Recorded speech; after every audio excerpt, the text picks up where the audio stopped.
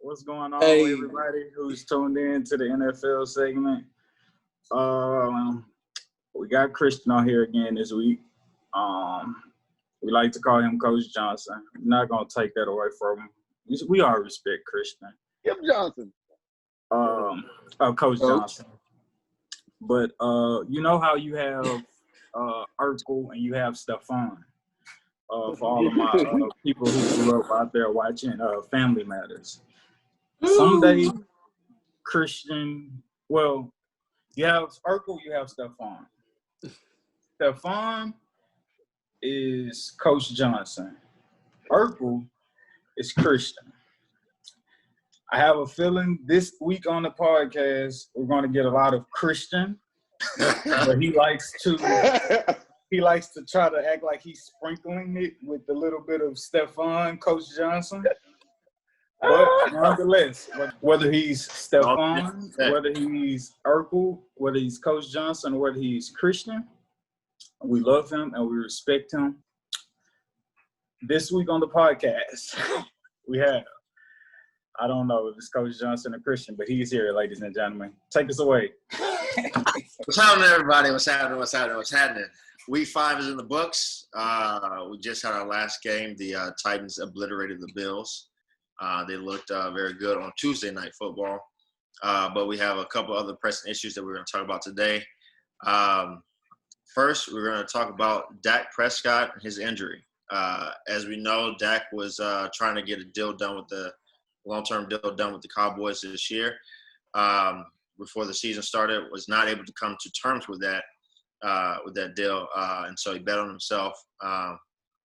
Took the franchise tag and got a season-ending injury this past weekend. Now, before on the podcast, I've talked about looking at things from a organization perspective and doing what's best for organization, right? And I haven't spent much time talking about doing what's best for the players, right? Now, I am a person that is very dedicated to people acting in their own self-interest, right? I don't think it's selfish. I think, hey, you got to take care of number one, right? So I think organizations should take care of organizations, and players themselves should take care of themselves and their family. So Dak Prescott and like other players should try to get as much money as they possibly can, and drain the NFL for all it can, right? And so I think that's what Dak was trying to do previous to this year, and trying to get a deal down on a 4-year contract rather than a 5-year contract to make sure that after his contract is up, that he can still be a part of, those top QBs being paid, right? And so I think that his injury does not necessarily harm his chances of that. I think that there are 2 scenarios that can happen. One, Andy Dalton doesn't play well, and the Cowboys see, oh, snap, we need to throw Dak all the money. Or Andy Dalton does play well, and Jerry Jones, for some reason, thinks that he can move forward without Dak, and Dak goes into free agency. He won't do that. Dak goes into free agency and gets paid handsomely by another team that's out there. So we can discuss that, what's in Dak's future coming up. Yeah, that's my fear. This injury was my fear, that they're now going to try to use this as an excuse to not go full force with the negotiation like before they tagged him. Because before they tagged him, you know what I'm saying? Yeah, he gets to go back and forth with him, and then boom, you know what? We can't make your demands. We got to tag you. But with that injury, it's almost like the Cowboys win with that tagging, and I don't want that for that. You know what I'm saying? I don't want them to have the opportunity to be like, nah, fuck you. You know what I mean? Because then that's really going to make me feel away. And I hate to play this card, but it's going to make me feel away as a young black man. I'm sorry. It just is. And you know what I'm saying? So I hope, I'm going to say, Sedation. I personally do not trust. You can hear me? Yeah, I can hear you. Okay. I personally don't believe in Jerry Jones. I don't trust him to do right, quote unquote, do right by Dak. Do right by him. But you as a diehard He Cowboy did right by fan, Tony Romo. He better do right by Dak, and Dak is enough for That's that what I other said, type of dog. skin That's color what to I'm where he'll saying, get bro. done right. That's I hate to all. say know. that I don't I believe it's don't a race know. game, but I I don't mean, know. He's white I kid. don't know, bro. I'm not saying light you skin. think I you mean, don't he know? is mixed. He is white and black. So I'm I just don't saying know. I'm hoping that Right? his His mom white. And these are the facts, people. his mom is white. Yes. no his mom is Hispanic. Besides all that, like His Whose mom? mom is white. Dak's mom. Ryan Dakota Prescott's mom is white. Yes. And what else? White. What do you mean? Just What else? He's mixed. Sedacious. What else? Let's not have a I news thought he flash was. right I now. thought he Okay, was but mixed. yeah, let's I get thought that it out. was mixed with Hispanic. No, bro, Sedacious. He's it white don't black. matter. He is an African American Oh, it man, doesn't matter. bro. Check Come it out. on. Check it out. Check it out. They don't He pay gets him. stopped by the police. He's They black. don't. But for They sure, don't. They just don't for the pay sake of him. this argument and somebody We're being gonna have right and issues. somebody being wrong, he's He's on white the black. gun line, boss. White. His mom's white. All right, go ahead, Sedacious. His Go mom's ahead. white, but go ahead. Go ahead, Sedacious. Anyway, they don't pay him. Yeah, we're gonna. Yeah, I'm. Yeah, that's gonna be conflicting. You raising for Holy me, Hill? You gonna be up at AT&T Stadium? Never. I don't feel that strongly about it. I But that's have- a statement to a young black man that I don't. Well, at least to I don't know, bro. Y'all take it away. Like I said, I didn't really want to talk about this. You know what I'm saying? I have mixed feelings when it comes to it, and these mixed feelings are really strong. So That's what we here for, brother. We need to make is it fair to try to play, I guess, the race card as it pertains to Dak? When you look at it, he paid Amari Cooper, Ezekiel Elliott, D. Ware. No, it's not. But I think he gets compared back to how almost son-like Tony Romo got, you know, as far as the treatment that Tony Romo received throughout his Cowboy tenure. Everybody known is, you know, public record that, you know, Jerry Jones treated Tony, that guy. You know, Jerry Jones treated Tony Romo as a second son, right? That's my quarterback. And what people have been, you know, kind of alluding to over the years is, you know, well, hey, if this was Tony Romo wouldn't have had to gone through, you know, a season of being franchise tag and, you know, this, that, and the third. So I believe it's too small of a particle to say that race is playing a definite factor, but I believe it's more so Dak, we don't believe that you're really that guy, so we're just gonna kind of wait. And now what has happened is now they're about to be guilted into paying him, right? Because the organization is like, no, you need to take care of him. Just from the simple fact of what he brings from a culture standpoint, Dak Prescott has brought a specific culture to the Cowboys that I don't even believe they had when Romo was around. And that's truly a culture of camaraderie, brotherhood, you know, just a true – That's just true. a genuine culture that players want to play for. He's gonna be asking. I want to let me jump. If I understand about what the value that Dak has brought off the field. Hold on, Christian. Let me cut you off because I want to jump in, but I'm gonna throw a question at you while jumping in. Right. Me personally, what I've grown to understand, what I fully understand, at the end of the day, business is business. Business isn't fair. Business isn't doing right by you. Business isn't guilt tripping. Business is business, especially in the NFL. Quick side note, if Bill O'Brien want to take an over from the Cowboys, if you are the owner, you could possibly get away with being a bad GM. But staying on the Cowboys, I personally do not believe Jerry Jones is going to pay Dak Prescott. I don't think he's going to do right by him. And within feeling that way, I throw the question to you, Christian, and your philosophy of team building. Hey, if you just got a decent quarterback and you put the right pieces around him, you could go far.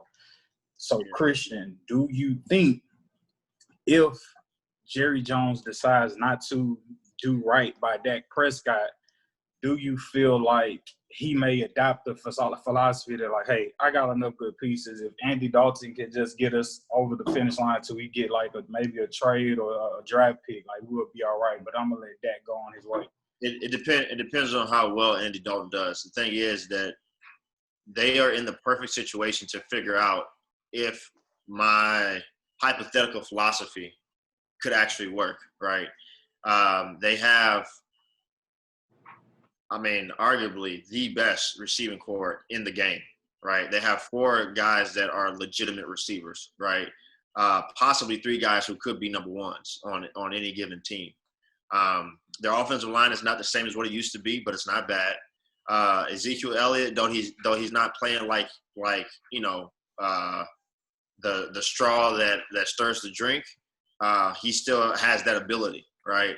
You know, he has times, you know, where they can lean on him, and so you know, they have pieces on offense where Andy Dalton can look great, and Kellen Moore is a good enough offensive coordinator where he can make things happen that way. And also too, they're in a division that sucks, so they could win 7 games and get to the playoffs, right? That they don't necessarily have to rampage through everybody. So they're in the perfect situation to figure out, hey, could we still win games with Andy Dalton, right, at the helm with the pieces We're around in first place. And First place. if that happens at the end of the year, they'll have to make a decision and say, hey, look, can we duplicate this with Andy Dalton, the Red Rifle, right? And only paying him $20 million or whatever they're paying him a year, right? And then, you know, figure out our QB situation afterwards. Or do we have to have someone of the caliber of Dak Prescott? Now, mind you, Andy Dalton is nowhere in the same league as Dak Prescott, right? Dak Prescott is on the edge of that top tier to a tier 2 quarterback, right? He's, you know, he's on the edge. He's on the edge there. He is. He is that good. I mean, he was on track before he got hurt. He was on track to throw for 6,000 yards this year. That's just a fact, right? No matter if you say garbage time, whatever, he was still on track. I love when people had their first quarter of the season and then they start throwing out the on pace hyperbole. Right? I understand that, but he's led the league in passing. Interesting stat for that season. How many of those were accumulated when the score was 17 plus points out of reach or 20 plus points out of reach? Nonetheless, it could be Isaac, but we also got the games they lost, right? They were one possession games, right? They were one possession games and games that he made sure that they weren't blown out of games, right? At the end of the game, they were in a position to win the game because of what he did, even if it was done in garbage time, quote unquote. Because of the way that he played, he put them in a position to at least be able to tie the game or win the game at the end, right? And so that does mean something, right? You put Andy Dalton in those situations, they're nowhere near that, right? You put in, you know, there, in my opinion, there's only maybe 4 quarterbacks that you put in that same situation that, hey, we can still beat. But this is football, though, Christian. Right. You know, almost only counts in horseshoes, so, you know, it's a bottom line business. Horseshoes and hand grenades. Come on. I understand that. But from an organizational standpoint and from a coaching standpoint as well, hey, we just want to be in a position to win the game in the end, right? Dak Prescott gives you, even with how bad things are in their defense and how their games go. I said this. Dak Prescott still gives them a chance to be in games, right? Absolutely, he definitely gives you a premium over Andy Dalton when it comes to winning. Gives them that same chance. If we have a good defense, we're 4-0 right now. Period. If we got a good defense from the start of the season, we're 4-0 right now. Period. Yeah. But what's the thing you say, with, Isaac? With two fumbles in each quarter. Hey, man, we be lit as fuck right now. Yeah. So we'll see about that. Now, in my personal opinion, I think they will have success with Andy Dalton, just because they have a lot of weapons and their schedule coming up. They don't necessarily play any high-powered teams coming up here. Let me see. Give me a second. I got you, Christian. Their next 3 games, the Cardinals' offense is not very good. What? I don't think it's very good. Listen. Guys, don't rebuttal, guys. Let him. I know he's trying to bait me right now. Don't. I'm not trying to bait you. I'm just saying. You are. Because I'm about to argue They to the death they of only this had if like you don't Yo, stop. Isaac, hold on, bro. they didn't pull away from the Jets. They didn't pull away from the Jets until late in that game this past weekend. They got a good. It's a Okay. Deacon. All right. Offense. Okay. Deacon dunk offense that if Kyler Murray didn't have his legs the way he did, and I don't know. So Arizona, Washington, that's a winnable game. Philadelphia. They play the football. Deacon dunk? Are you? Come on, E. Moving on. All right. Well, no, We coming back to that. We coming back to the that. schedule. Edward, can you look up Kyler Murray's average depth? Don't do that, Christian. Don't do that. Don't do that. No, Don't do that. look, listen. I gotta know. Find out what All right, but stay on topic with the Cowboys, and I'll go get the stats for you. Stay on topic with the Cowboys, and I'll go get the stats for you. All right. Which is why he going to get the stats? It don't make us know. It don't make sense to go ahead and talk about the Cowboys. So let's talk about it. The next 3 games, I think, are definitely winnable. The So Cardinals. you said we taking first place, right? I mean, yeah. I mean, because the Cardinals. I don't know if you noticed, but the Cardinals are the second best team in the NFC West. I didn't know if you knew that. The second best. Yes, the second best. Yeah. So the Rams are 4-1. The Seahawks are undefeated. I don't care. You really gonna tell me that the Rams are a better football team than the Cardinals right now? Yes, they have a better offense. They have a better defense. They have a better play caller.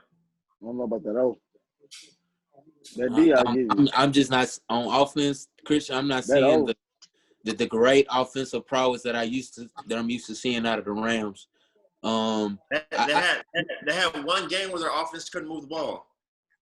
One. That was versus a Giants defensive line that was a lot bigger than their O-line. The Giants have the biggest defensive line in the league. So, hey. I don't know about that. Oh. So the Rams have a more productive offense. Well, right now, Kyler Murray QBR is 74. He's ranked number 14 with QBR. What's his average depth of target? It's A-dot. Average depth of target. That compared to other people in the league, if you can find that. Okay. Because that'll tell us what he's being asked to do in his offense. The dink and dunk offense that I think they throw the ball down the field. Nah, it's definitely an air raid. DeAndre Hopkins.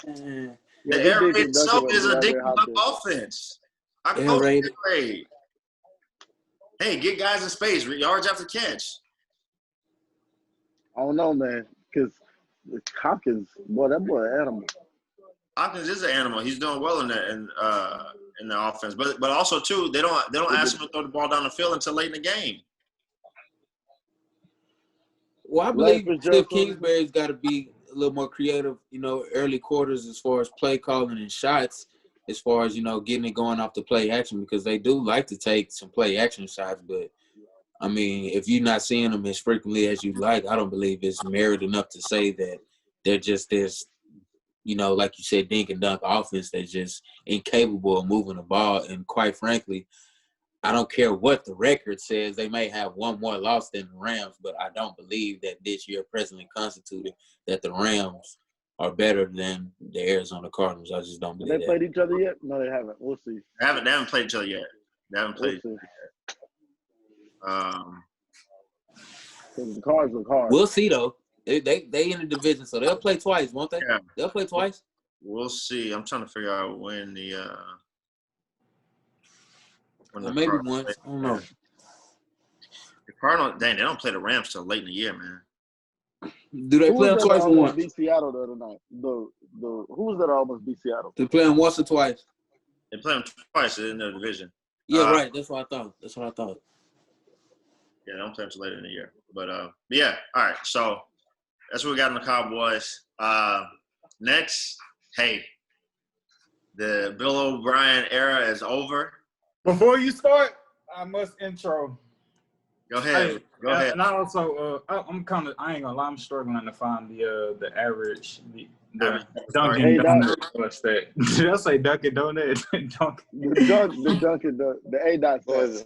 Yeah, the A-dot stat. I'm struggling to find it. But all right, fellas. So I told y'all I would tell y'all about the bet that y'all would be proud of me for that I made with Christian as it relates to the Texans versus Dang, bro, I hadn't done it. the Jaguars. It's okay. It's okay. Don't worry. You have time, my kind sir. We'll see. So I hit Christian Sunday, feeling good. I'm like, yo, bro, like my Texans, they don't win nothing else, bro. Like they gotta win this week. So I hit Christian. I was like, yo, bro, I got a deal for you. Y'all know Christian has a daughter, just past 2 years old. So I was like, yo, bro, if the Texans win, your daughter, you know, she's 2 years old, so she starts slowly but surely like being able to articulate herself very, very well. Shout out to his daughter. Don't want to say her name over the podcast. So I was like, but you got to get your daughter. If the Texans win today, you have to get her to say H-Town, ho, and throw up the H after they win. And the Texans won. So I am waiting. But, however, Christian was like, yo, all right. If the Texans wins, however, you have to get the Minshew mustache. Obviously, I ain't got to get that mustache. But, Damn, that's crazy. I was hoping to get it before the podcast so we could just open it up with that audio. H, and she had to throw up the H too while I said it. I'm gonna get it to you so we can have it for the next podcast. Okay, because if you wait till Christmas, I'm gonna buy her a Texans jersey and make her put it on, and then make her sing. Make sure it's a number 4. So the longer you take, we gonna be together for Christmas. If you take a long time, I'm gonna go get her a Texas jersey. Just as interest on how long you've been waiting to give me my video. Make sure she throw up on it or something. You know. Let's just abide by the rules, good man. You know. Yeah, you know what I'm saying. Just go ahead. Yeah. But shout out to the Texans for helping me win that bet. But I held them off as you were talking about, the first with the Cowboys. But we're not holding off, so we're gonna let you open up with the Texans, and say whatever blasphemy you about to say. And, actually, you know what? I want to congratulate the Texans fans above all. I want to congratulate the Texans fans above all. Y'all have been frustrated for many years with the coaching situation there. Y'all have been frustrated. I've heard your frustrations for the past 5 weeks with Bill O'Brien. I heard the jubilation last Monday evening when you guys found out that he was gone. And, free at last. This was good for the fans to see John Watson, hitting Brandon Cooks, down the sideline and stuff like that, to see some aggressiveness from Romeo Cornell going forward on fourth down to make sure you put the game in hand there. Don't give him a chance to come back, all that good stuff. Hey, stick your chest out. So I'm not gonna speak any blasphemies yet. I'm gonna allow you guys to go ahead and to enjoy it. Afterwards, I'm gonna tell you some stuff that you can look for as far as positively looking forward in the future, and then I'm gonna bring. We already know the positive. We don't really need we already know the positive. But before we that might be different. But go ahead. Oh, look, all right. So before we start, we want to try to give Christian his time to also talk about the Titans. So I'm gonna say this, but I don't know if it really means anything. Let's try to be brief in talking about the Texans. But you first, Darnell. All right. First of all, Texas fans, we still have hope. We have a lot of hope. This is the first division game, and I appreciate the organization to make that move right before the division game start. Where it really freaking counts. Very proud of the organization to actually pay attention and try to make the best business decision possible. There's your GM/coach. You want to make that decision at the wrong time. They make perfect timing. We're 1-0 in division. Fans, people say we're out next year. At this point, honestly, you ain't gotta be super optimistic. You just gotta be a realist. We have a solid chance of getting in the playoffs. Now, getting in the playoffs and making a big move, we do need some strong coaching direction, I feel. But to get to the playoffs, I still think we have a strong chance. Bill O'Brien sucks. Yeah. Yes or no, Darnell, before I kick it to Isaac. Do you feel like, in watching the game, do you feel like it was entrusted upon Deshaun Watson to be like, hey, man, we're trying to let you free. Go do your thing? This man is Yes or smiled no? so much on that gridiron, it's sad. And I will say that to say yes. He did that for that reason. That man is happy. He's going to be himself. He get to be himself. So Okay. absolutely. Take it away, Isaac. I think I had kind of iterated at my my comment of the free at last of my sentiments of how I feel about the entirety of the situation. I believe Sunday was a culmination of, what the saying, when you're letting your hair down and you just, you playing free, you feel good, you play good. Playing with a free conscience. Man, I feel like a breath of fresh air just got quite literally just blown into the organization, with us cleaning out the dreaded trash that had stunk up the fucking place for Lord knows too many years. To see that happen and unfold Sunday the way it did, and it was only right, man. They say that, actually win, when the black cat leaves. So, he has I'll say this: he has done an insurmountable job at really tearing and fucking some shit up. So it's gonna take us a while to kind of recoup and recover all that we lost. But the future is bright. The future is bright, Houston. The future is bright. Man. Even with no draft picks in the next upcoming draft, it's still bright. It's still bright. So. Do you also subscribe to Isaac that with, as you referred to him as, with the black cat not being there in the organization, that Deshaun Watson seemed to be his chain seemed to be either cut off or extended a tad bit more? Yes, Edward, I do believe that the chains will be unleashed. Quite literally. He's actually probably going to be wearing his 815 memo chain more because he doesn't have the wicked witch of the fucking West breathing down his neck about culture. And you know what I'm saying? Just, he's going to be able to be him and unapologetically him. And that's what I'm most excited about, especially from a football aspect of them just, letting them lose, whether that be, having a free reign to, run, protect yourself, but still run and make a play when need be, and not kind of forcing them to be a pocket passer, though that's what he wants to do by nature, from the beginning. That's his first option. We're going to stretch out and, give me some of that 60-yard action that you gave me, when you played the Bengals your first year.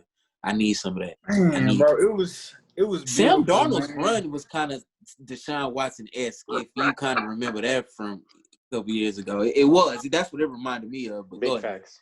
That's what Nah, bro, it was beautiful, bro, to just see them come out there on the field and just out the fucking gate, you the guy. We air that bitch out to Cooks, boom, 30 plus money. You know what I'm saying? It was just that's how we coming with Deshaun out the gate. Okay, let's go. Warn y'all boys. Then again, in the fourth quarter, it's we need this momentum, to kind of just really get that separation.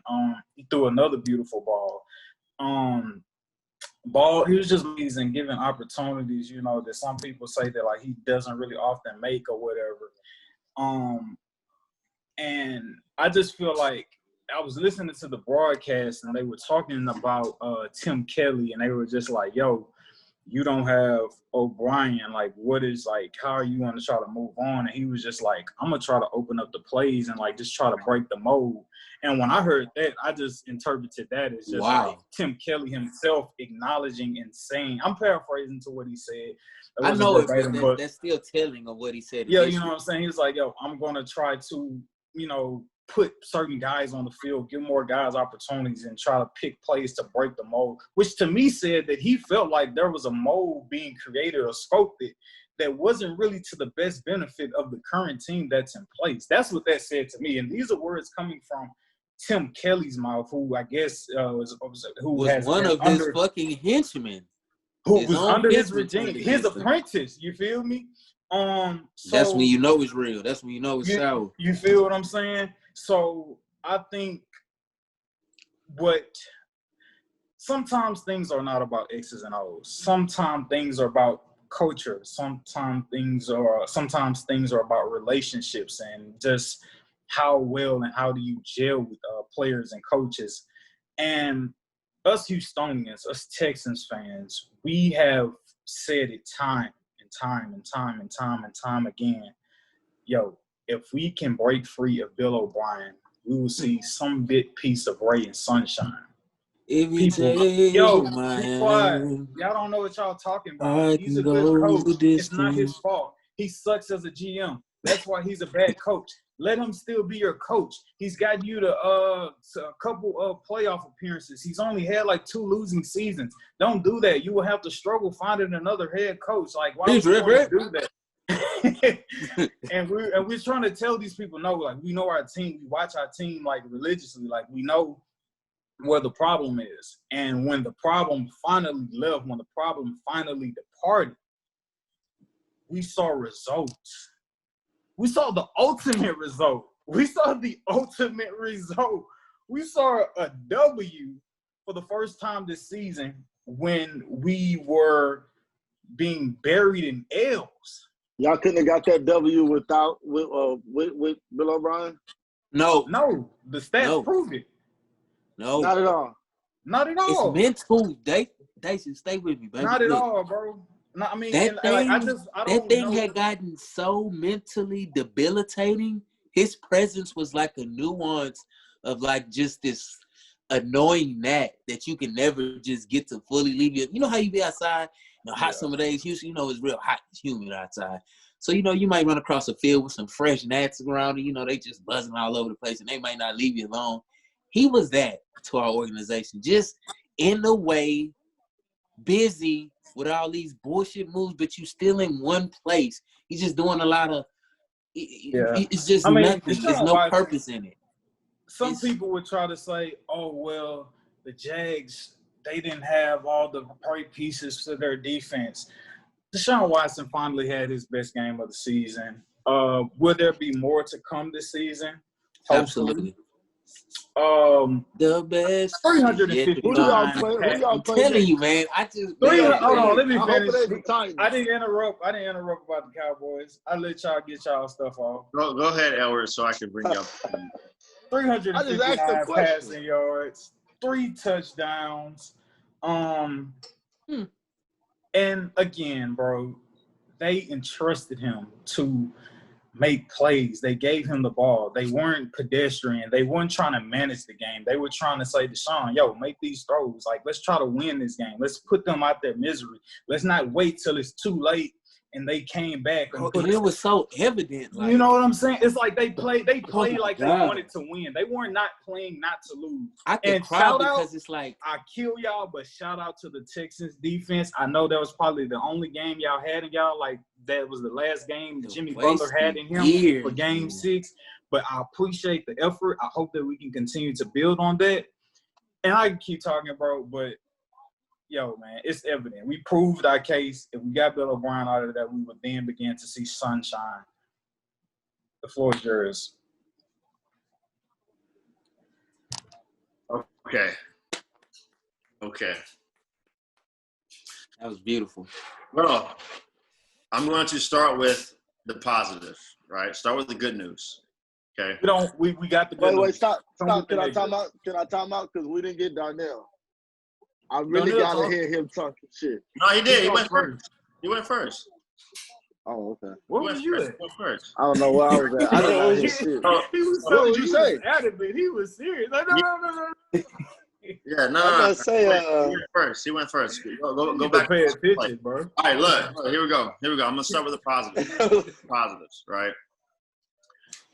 I'm cross-referencing everything you say, so speak carefully. Yeah. You are being transcribed. Positive number 1. I might have been wrong about Anthony Weaver, right? Weaver, your defensive coordinator, right? There are things that I saw from your defense on Sunday that I was like, oh, snap.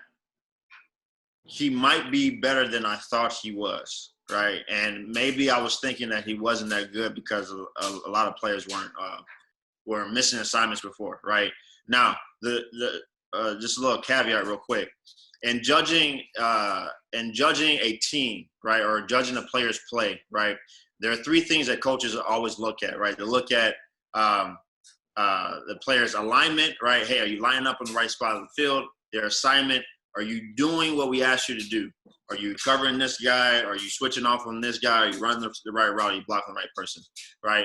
And then number three is the execution, right? Now, the first two, the assignment, the alignment and assignment, that is 90% coaching, right? Coaches, Sunday through Saturday or Monday through Saturday, the work that you're doing during the week is going to make sure that the players have their right assignment, their right alignment on game day, right?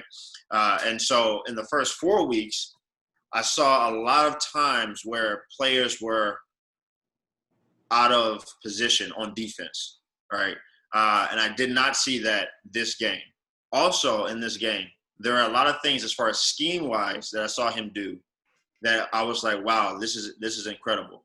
And a lot of the blitzes that he put together to make Gardner Minshew uncomfortable, he stole from the Ravens, which is great because that means he understands that, hey, I'm going to take something great that somebody else did against us, and I'm going to do it against another team. And he used it, and he used it well, right? And they phenomenal. And I hope that can be duplicated over and over again. I think that it can be, and it was good. So. That is great. Second, the defense played a lot better. I did not see that many missed tackles. I was very impressed by a couple of players on there. Of course. I was very impressed by a couple of players on your defense. Number 50, which I don't think he's actually a starter, the linebacker. I don't even know his name, but he flashed on the film. And number 23. I think might be actually your third safety. You're talking about Tyrell Adams, number 50. Yeah. And then I think Murray is number 23. Both of those guys played a hell of a game as far as Murray is nice. Murray is nice. As far as stopping the run and being in the right places and making tackles. Cunningham had a nice game. And also too, the way that Anthony Weaver moved J.J. Watt around. To put them in different spots on the line to attack different people. So a lot of good stuff, right? Something else to stay excited about, hey, Deshaun Watson is still Deshaun Watson, right? Now, when I say that, I still think that fucking shit. I don't think as highly of him as you do, but he is still very good, right? We've already had this. We're not gonna have it again tonight. We already had this, okay? But I'm not surprised by the 2 picks. I'm not surprised by the 2 picks, but I'm also not surprised by the bombs that he. Right. Right. I'm not surprised about his ability to get outside the pocket and create things. Right. So he is still Deshaun. He's always going to be Deshaun. I'm not sure how many of those 60-yard runs like he did versus the Bengals that you're going to see. Also, too, I'm not going to allow you to disrespect him and say that Sam Darnold's run was Deshaun Watson-esque because it did not look as good as his 60-yard run against the Bengals on his Thursday night. So I'm just saying. Don't tell to be on our team, bro. Don't put that in the same category. But so he is Deshaun, right? So at times he's gonna make magic happen. That run was pretty impressive. I ain't gonna lie to you. But anyway, that's okay. Nice. It did not look as good though. But now he's also to the bad, right? To bring y'all down a notch. Tim Kelly is still who I thought he was. Tim Kelly is a terrible offensive coordinator. Terrible. I was watching the film today, and I got to the point where I was like, man, are the Jags defenders, are their defensive backs this good at recognizing things? And then after a while, I started seeing plays repeated over and over and over again. And I was like, wait a second, no, they just knew what was going on. They knew Trey Herndon runs a 4.5 40, right? He was guarding Will Fuller a lot of times out of the slot, right? And there were a lot of times when he was right there with Will Fuller, who runs a 4.3. And I'm like, why? oh, they know what's coming, right? Tim Kelly did not set you guys up for greatness. Now, I thought he was because of the first play of the game. First play of the game, he goes, oh, you know what? The Jaguars are missing their best 3 players. They're missing Miles Jack, who's Pro Football Focus #1 rated linebacker in the league. They're missing Josh Allen, their best pass rusher, and they're missing C.J. Henderson, their top cornerback, their best cornerback on the team, right? So we're going to go after the other rookie. First play of the game. I'm like, oh, snap.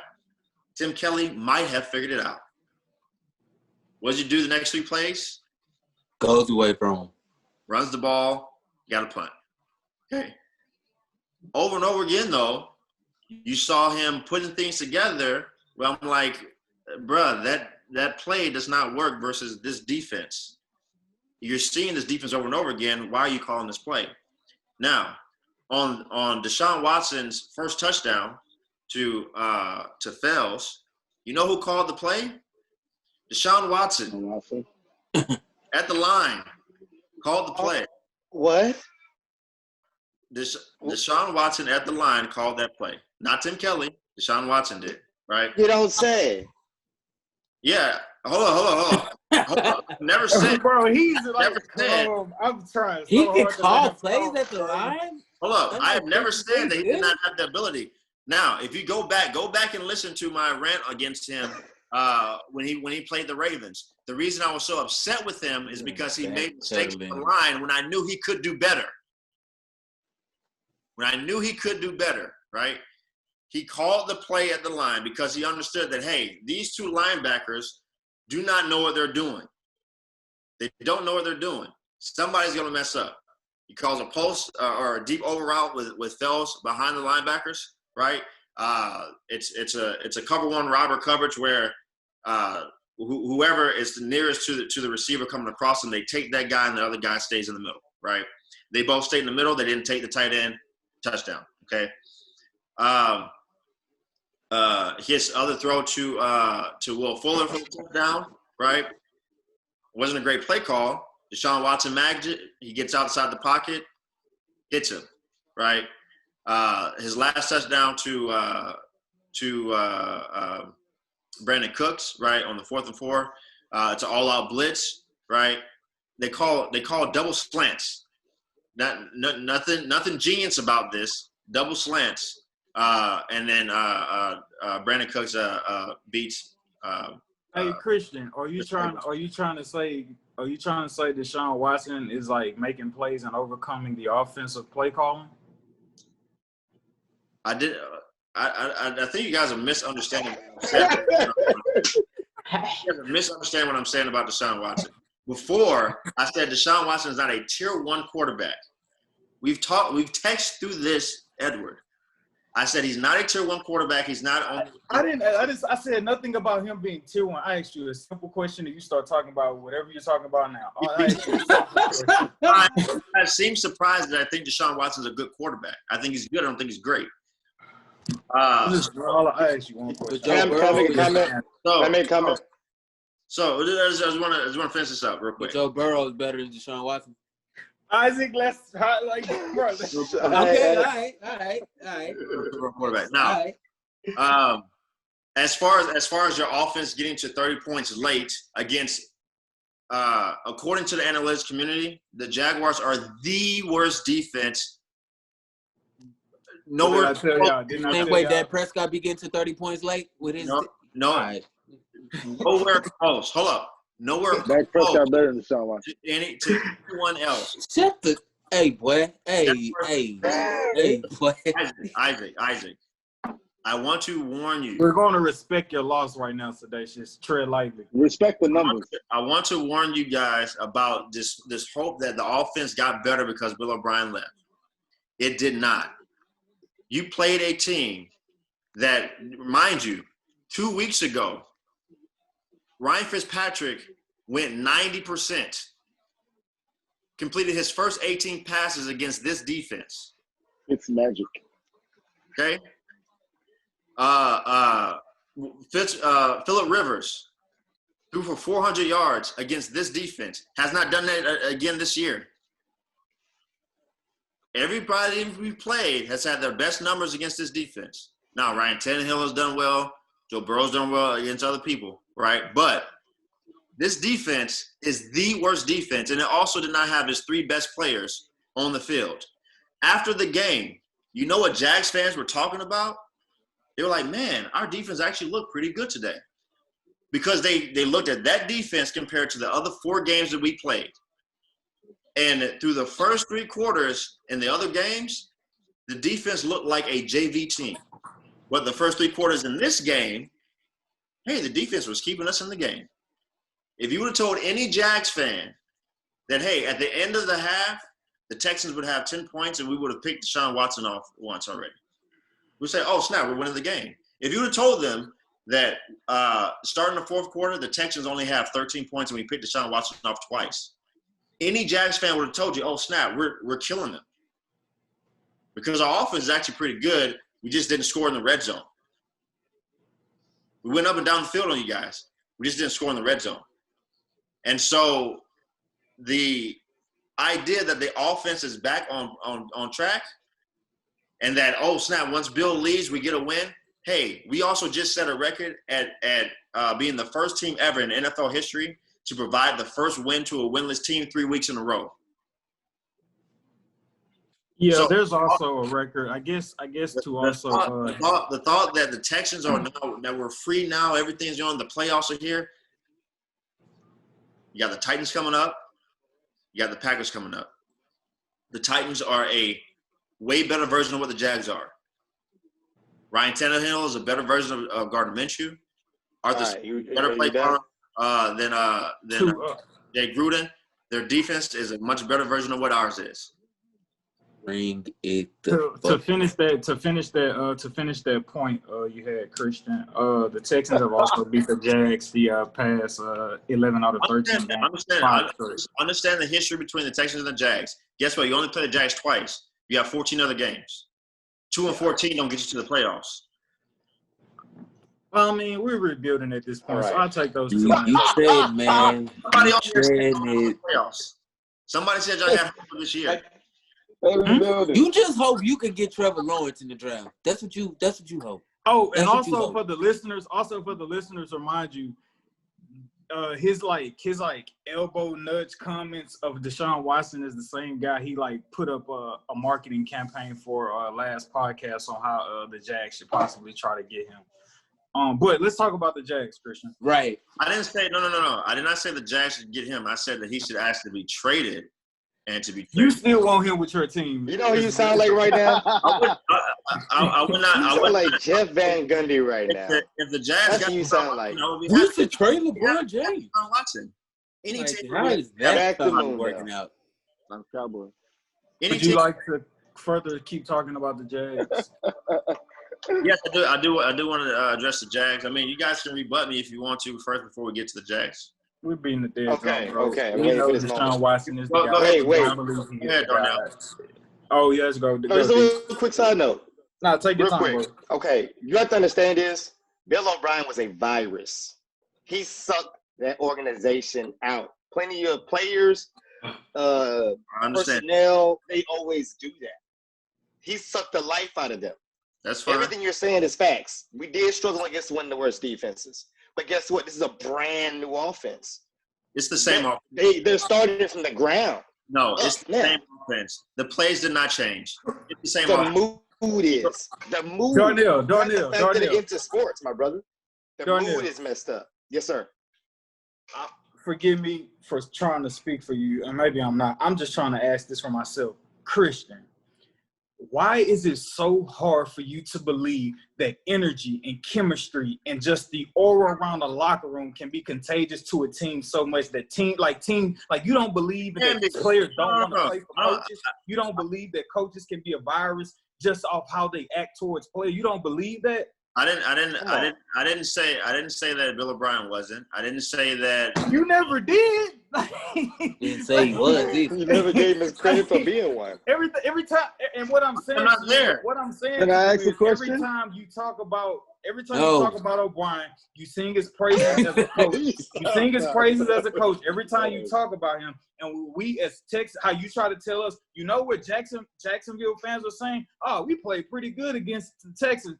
And what we're trying to tell you, you always ignore us as Texans fans when we tell you, bro, O'Brien is not, his energy is not productive for this team anymore. You Y'all got always one first ignore question. that. And my defense of Bill O'Brien was not him as a man or I see you, Sedacious. my defense of Bill O'Brien was not him as a man or him and his ability to motivate players or to keep a team together, right? My defense of Bill O'Brien was his X's and O's and maybe just being able to get the team over the hump, right? I did not say that he had great culture in the locker room. I did not say that the players loved him. I did not say that, right? Does all of that not encompass being a good coach? Doesn't that conflict though? A lot of people, a lot of players hate Bill Belichick. A lot of players hate Nick Saban. Are they not? But great? they don't hate their hands. Players hated Bill Walsh.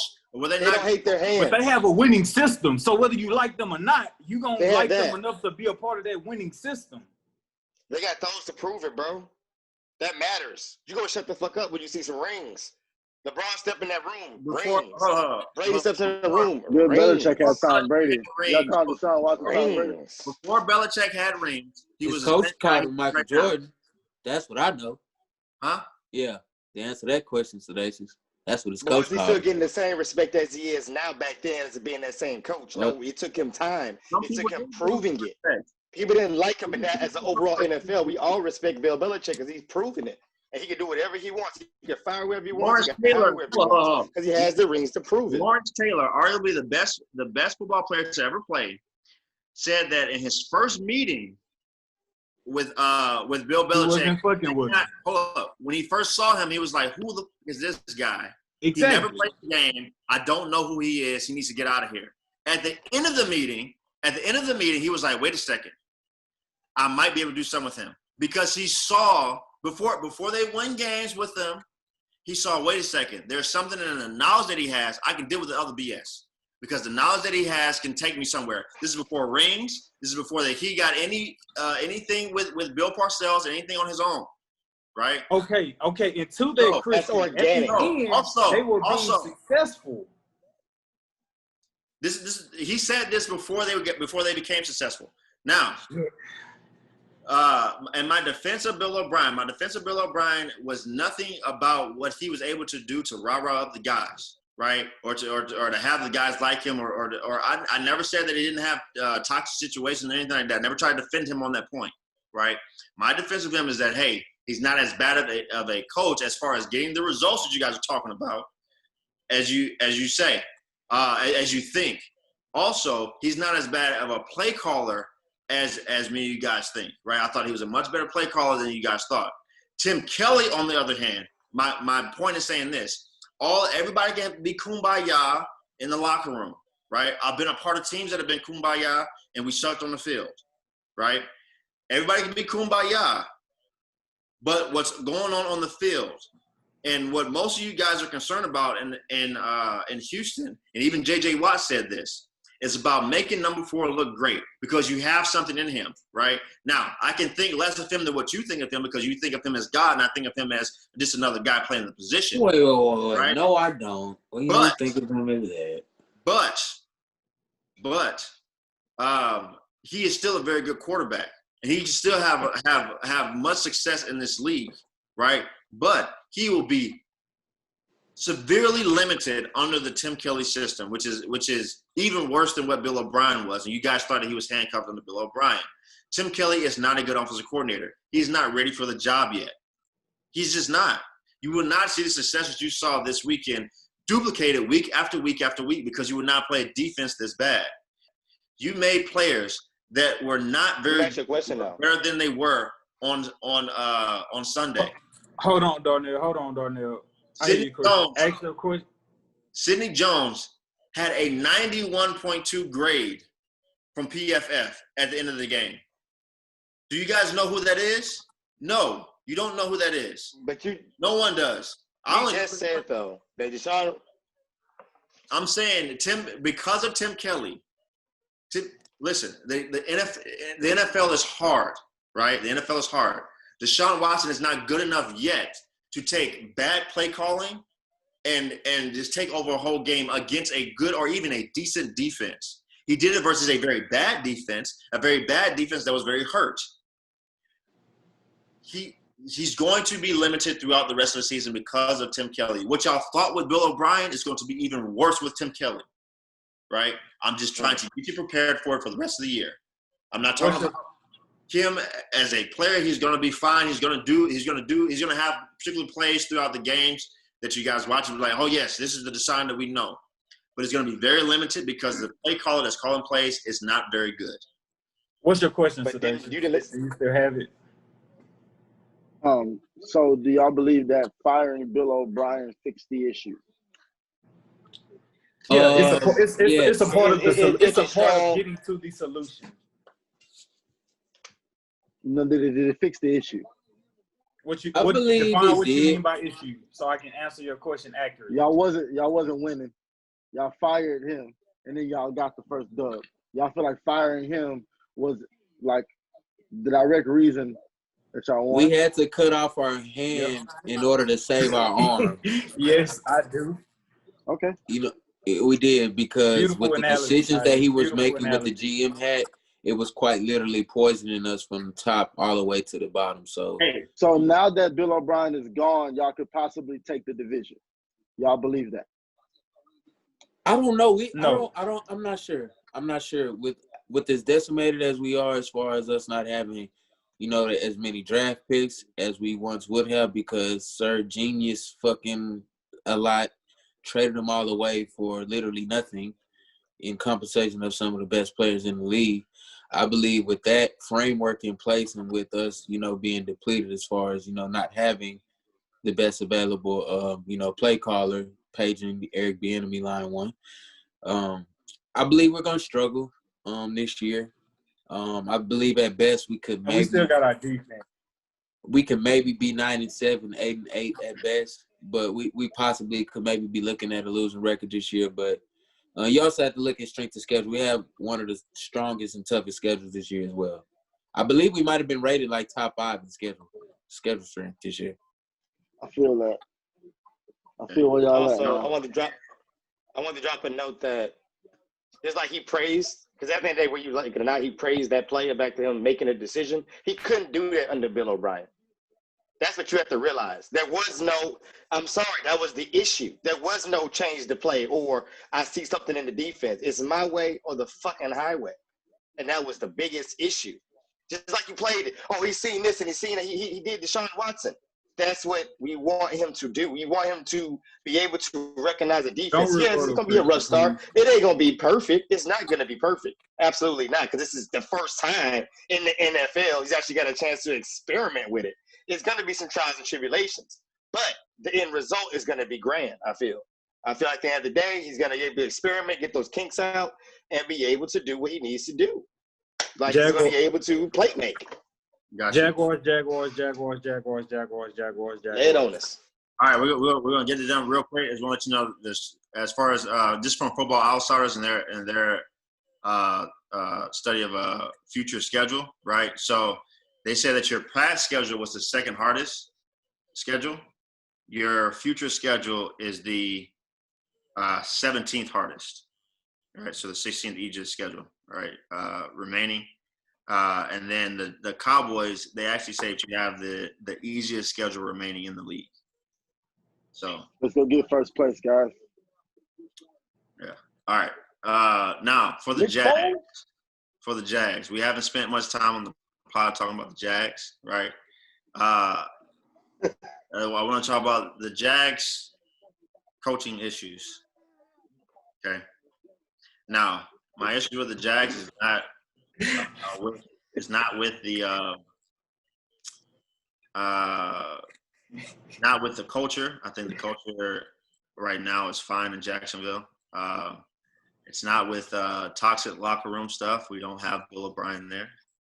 We don't have any of those issues. Right? And this Make your guy. point about the Jags, man. Don't drag him into this. My issues with the coaching, this is from a coach's perspective, right? So me looking at the same issues that I would look at a team that I was going to say, hey, look, we're not very good at this. It's something that we need to change it as far as a coaching staff, right? So situational decision-making from Coach Marone, right? There have been several times this year on 4th and short where I've thought, man, we got to go for it, right? The past 2 games, we've had a 4th and 2 where we've been inside a field goal range where I've said, hey, we need to just go for it, see what we can get.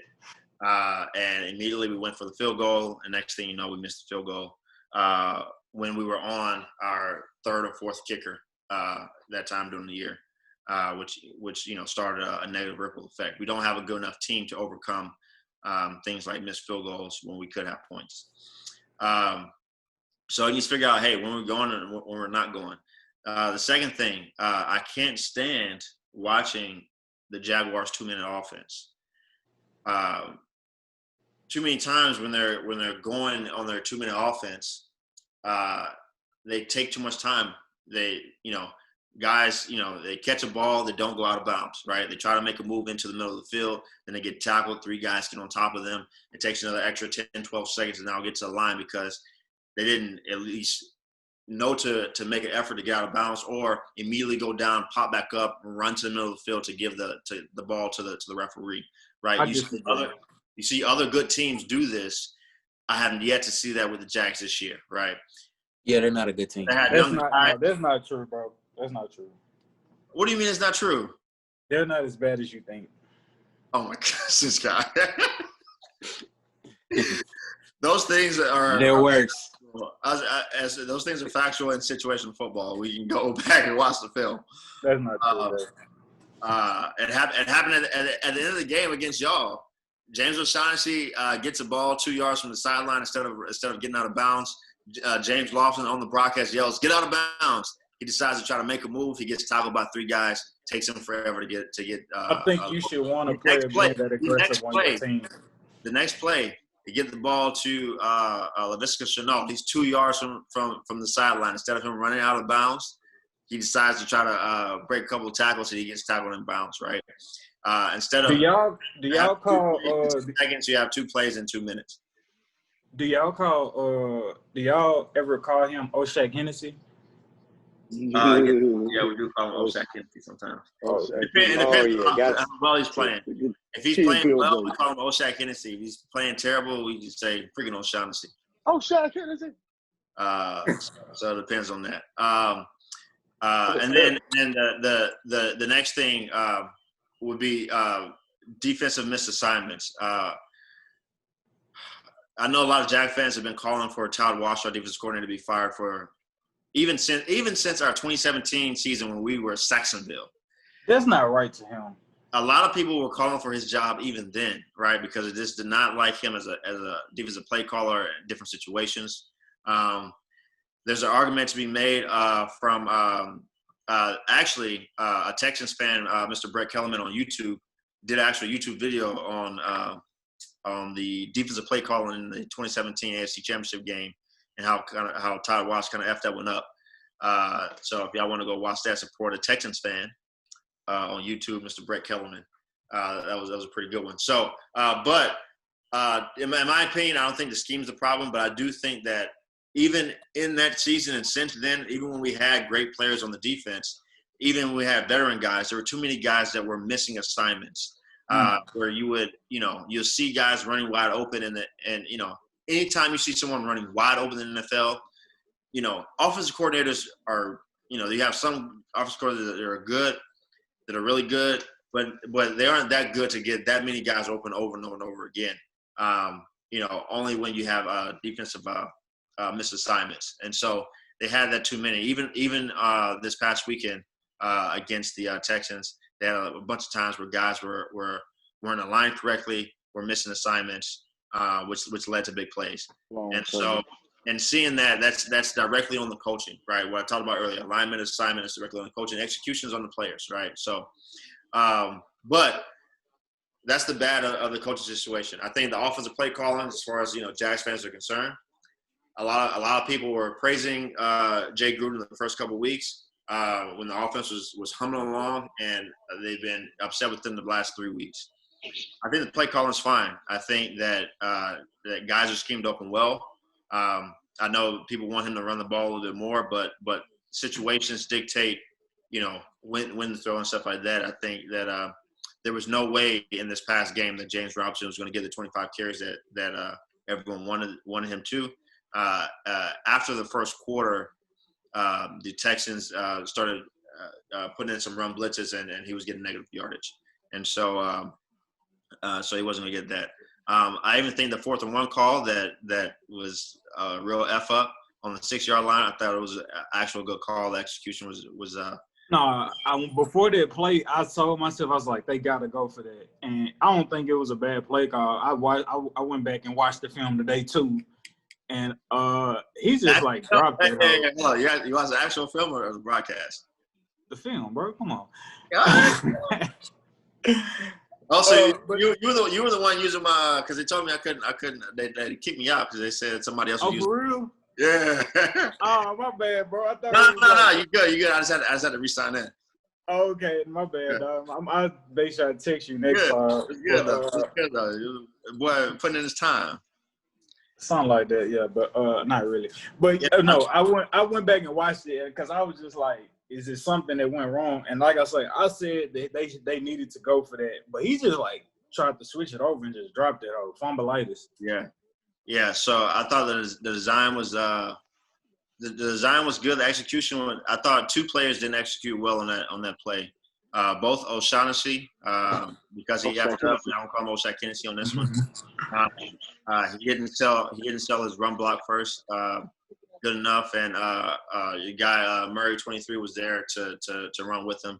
So but Minshew was definitely doing a good job at keeping y'all alive when players weren't open, because I was getting very frustrated with him holding the ball as long as he was and avoiding sacks and would scramble for a first down. And I forget, I don't know if that was to O'Shaughnessy where they was at the goal line and he scrambled, but right before he crossed the passing mark or whatever, he just dumped it in there. I think that was to the rookie Colin Johnson.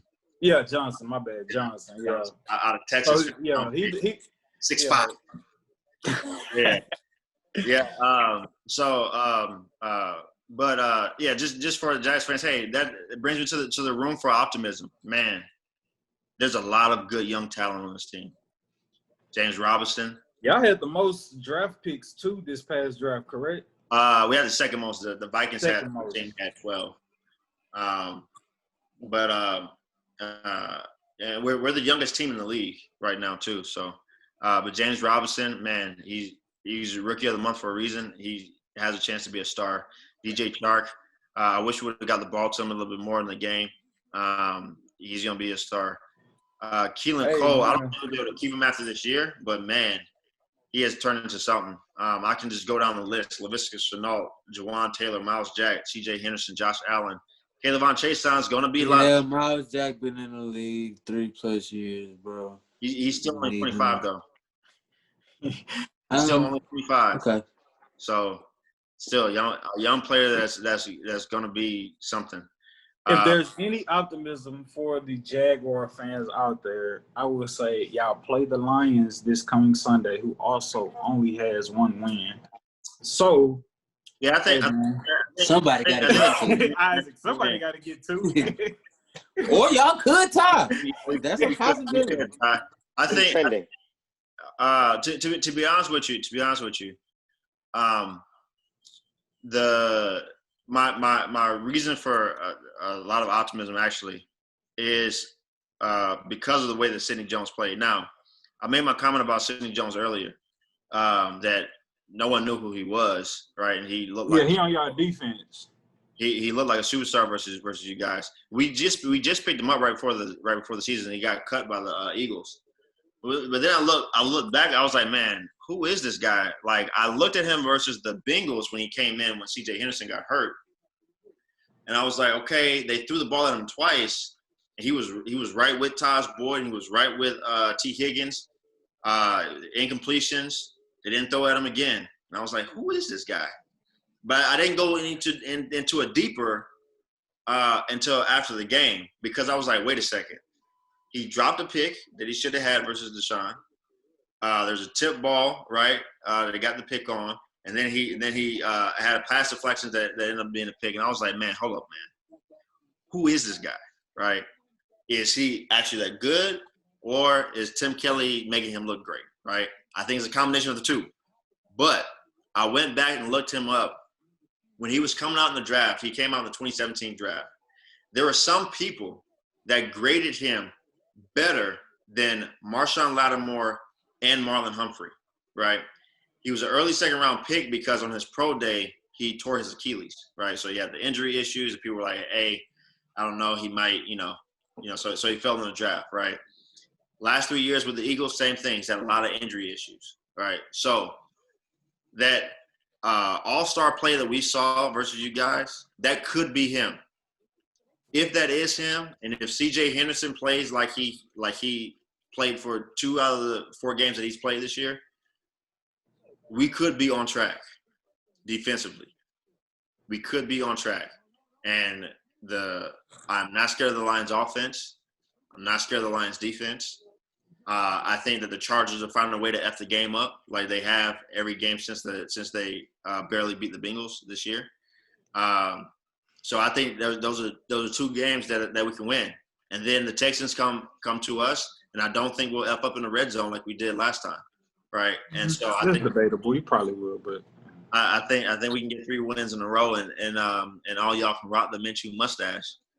I ain't rocking the Minshew mustache till I get my video. You know what we're gonna call this? You know what we're gonna call this episode? We're gonna call this episode H-Town Ho.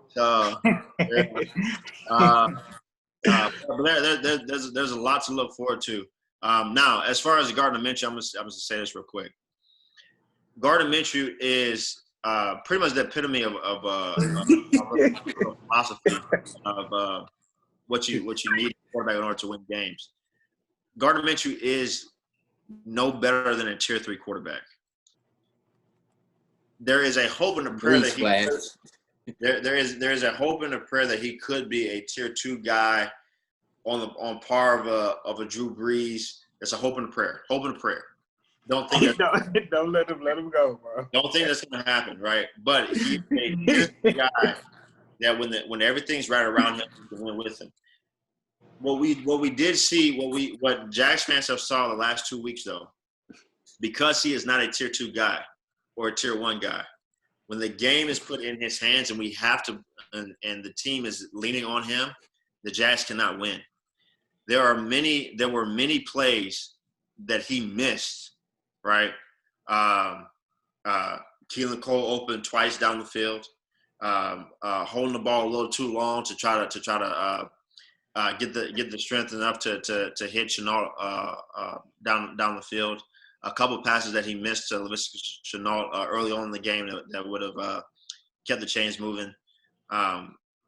Those plays where we have to lean on him, we can't do that. But if we just ask him to manage the game and run the offense, we can win with him. And so unfortunately, he has this incredible stat where anytime he throws for over 300 yards, we lose. Right? So, that's – can't win for losing. Goddamn. That's horrible. Yeah. So, but there's a lot of room for optimism for the Jags as far as, this year – it's going to be some up and downs. We got young guys. Anytime there's a mistake that, we're not good enough to overcome it. But the next year, man, y'all got all the draft picks in the world this upcoming. We got picks and cap space. We got a shot. We got a lot. Y'all GM was probably talking to O'Brien the way he gave away all y'all players on defense. Yeah, I mean, he probably was, but it's funny too because y'all had 2 of our defensive players after we let them go. So y'all paid Aaron Coven a bunch of money. Well, we didn't want to pay him, and he didn't turn out to be nothing. And then y'all got Tayshaun Gibson, and he was okay for y'all while he was there. That was after we let him go. So he's actually pretty decent for us, but Always the, nevertheless, always the more. Yeah, Gibbs a pretty good player. He's okay. So, but there's a lot of room for optimism for Jags fans, man. So, week by week, it might be frustrating this year, but I mean, man, I hope we keep Dave Caldwell. I really do. We can get rid of Devin Rowan's fine, but I hope we keep Dave Caldwell. So. All right. Yo, man, we let Christian talk about the Jags. I will say this is the home for definitely Texans fans. We're going to make this we're going to try to make this a cozy space on the podcast for Jaguar fans as well. And, of course. Huh? And the Cowboys. Bro, can y'all relax, bro? I got Bro, you can't. I was going to get there, B. And this is for sure, without question, maybe unwelcome, but it is definitely a home for the Cowboy fans. Most definitely. Don't now scream with black. He lying. Yo, man, but that wraps up week 5. Thank y'all so much for still rocking with us. We staying consistent with it, so we staying consistent. Y'all got to keep fucking with us. No Name Podcast. If y'all hey, what y'all think about before you say that, really think about it, Christian.